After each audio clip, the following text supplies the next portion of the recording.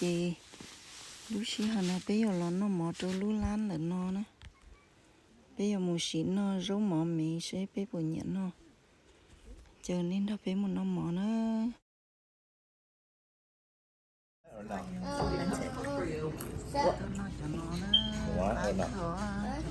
It's spicy, haha. thế là nó mì cho rau mò nữa tại nó do cũng ai tao nó đua đi xịt nó sẽ nó tàu nó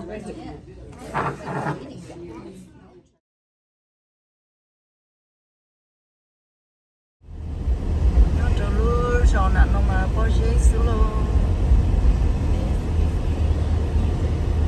sau bao nhiêu trong nó sẽ cho chị tao đấy chịu liệu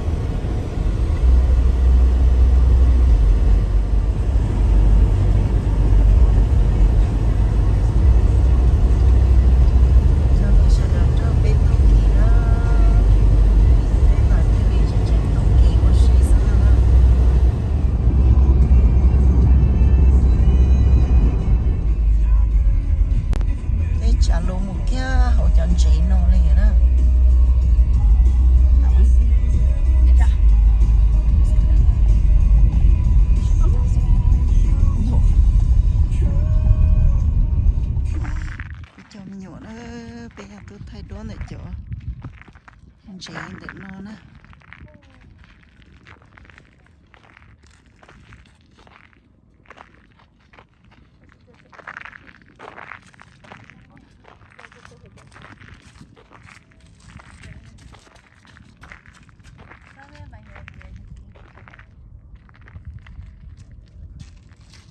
Look at here. Hey, look at Micah. Look at Micah, April. Where's Nana? He looks like he's standing. Do it again. Look at Micah, big camera. Oh, come on. Look. Look over here.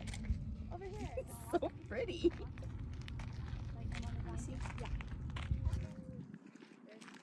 I'm gonna take some pictures.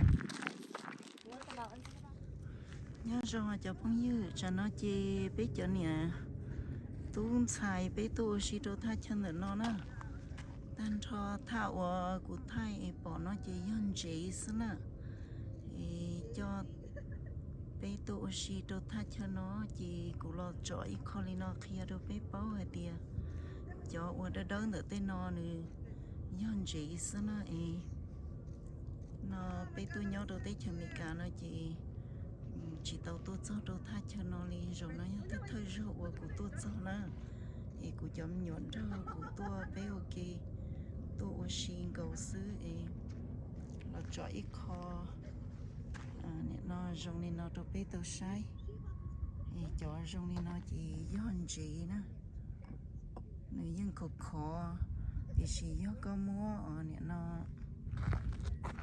tìm mua nè nè từ đó ta chỉ nữa tê lú lên nó chỉ trả nó tí ở chồng tôi chỉ lú nó chỉ tôi rồi chỉ bé lọ thay đua lên nó thay khó lên nó rồi bé tôi sai hay bây giờ bé tôi cho tôi thay chân được nó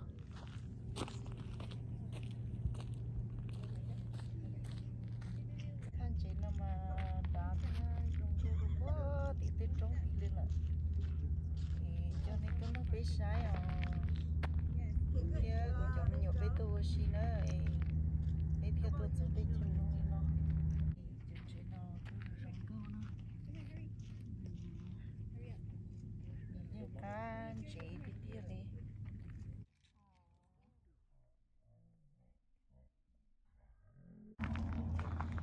tôi tao nói của tôi buổi nữa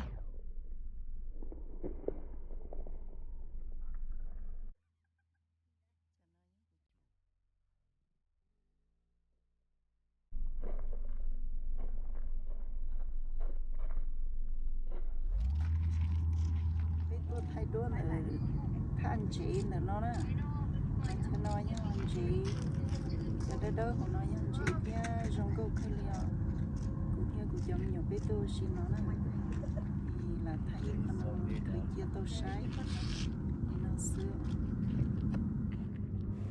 bé tua thay đuôn đâu lún nú nó chả nó mà lún nú thiệt chơi rồng câu nữa qua trời chân chỉ nó đỡ thiệt rồng câu chấp lời lên nữa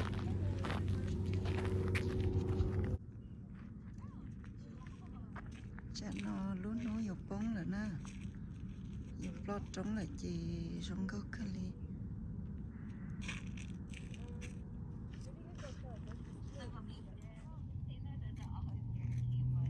I know, but I was just saying because everybody's gonna go, and so it's like, okay, well, if everybody's gonna be making money, then I'm like, I guess. So you're gonna bring your eyes like down at Oh, this little boy, I think I was gonna hang out with mom at the. rồng hoa xí cái giờ mấy túi à rồng hoa xí cha lên nữa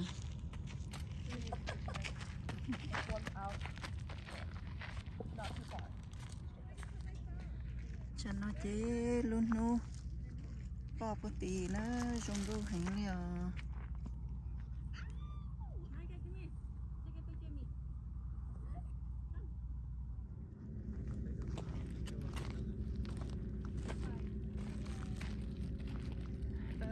cú yêu lo dừng chế ca mù rồi cho bị chế lấy say nè chính là đĩa tua cầu đi cái lon đó cú dừng chế đó nó cú dừng chế nè từ từ đi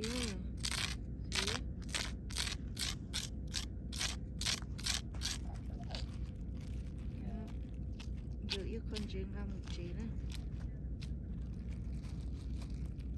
tôi cho ít số gì tôi giờ ít không chỉ là một có vị trí ra một chỗ chỉ nó vị trí lấy sai này tôi cho lúc tiền nó mà đỡ bao cho lấy sono đó đỡ bông gấu lấy hạt sono tới gì nếu chỉ hạt sono nó nhân chế thì tia lên đó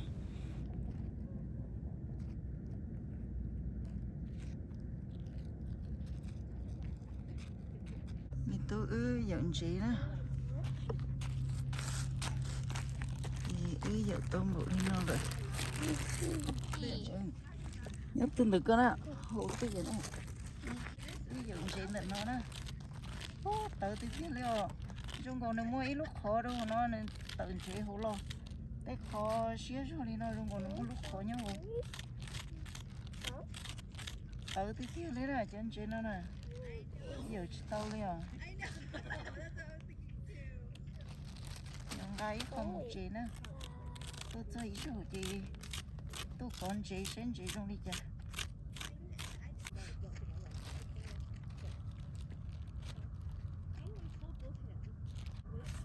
thôi bên nhau thì tới chấm rồi nhớ là tụi bé chỉ muốn chị nó đó bé muốn gọi hai giống mà bé dùng chị dùng giống mỏ chỉ mua giống mỏ nó chỉ muốn chị nó liều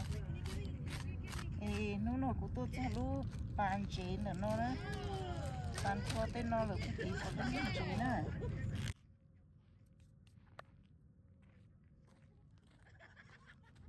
thì tôi tối đi chân chị nó nè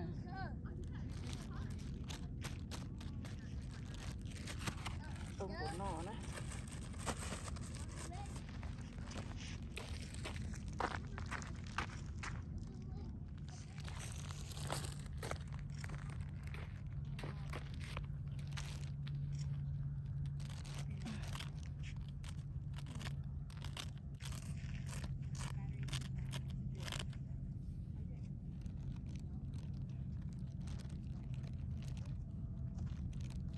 tao thâu không à giờ chỉ tao đi à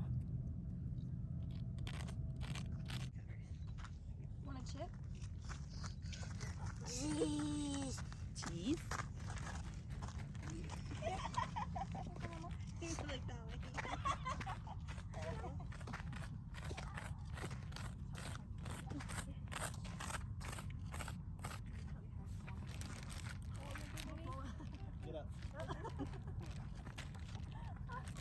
thầu dù mua cầu đi nó chân chị tôi chân đúng tú là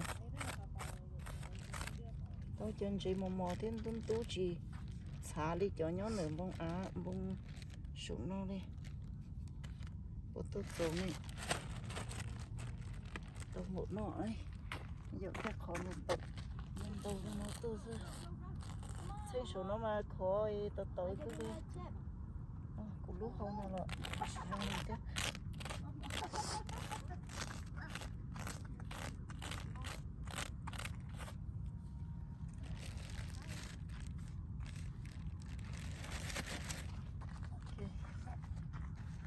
chồng tủ lô bây giờ mù nữa tôi cho ta chân là nó ít rồi tôi còn chế xin nè thay cho một chia sai vào đó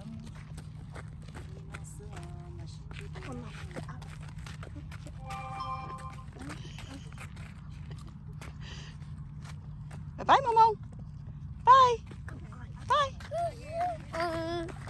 No, he doesn't want to go. Bye. Say cheese. Cheese.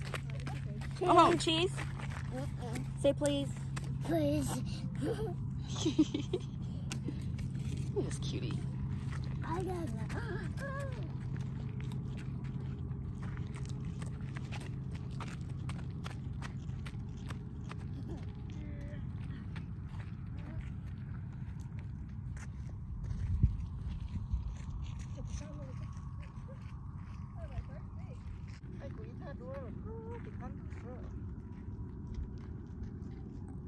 mua lúc khó trong đi nói chỉ tự hổ lo nè tôi có nhớ in gì từ lúc khó nó thêm mua chân chỉ trong đi nó thế chỉ mà nửa tự tự hình nè dù sai trong cầu ly bây giờ tao thế chỉ mà khó ta lên là thì thay mình đi nó cho một tàu sai khi rồi cho nhớ việc chế bao hay thì của tôi sau đó thay chân để nói trong công của lý cha thì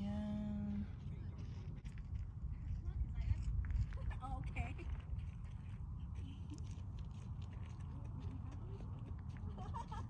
thì thầy đua lên nó xưa nữa chị chồng tôi chỉ bé mù nữa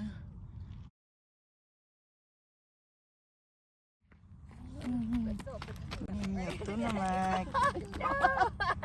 tôi không có xịt cái này We're not quitting now. Don't hit me. Okay, let's just You want? You want more? Yes. He wants more. lúc lũ tao nói nhau của tụi mình tôi luôn à đi chào anh đây gì đi là cả